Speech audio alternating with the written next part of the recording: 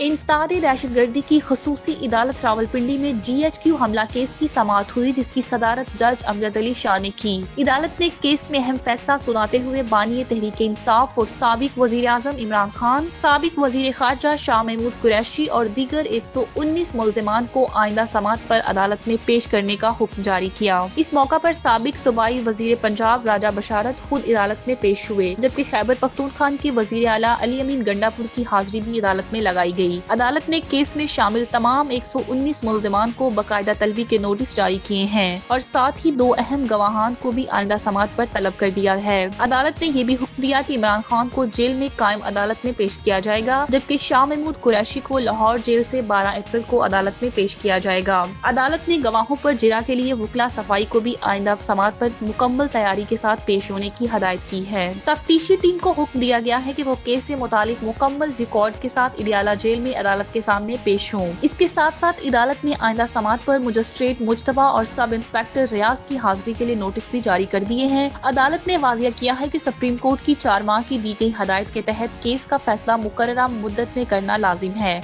और आइंदा किसी भी फरीक को बगैर वजह के केस में ताख़ीर की इजाज़त नहीं दी जाएगी।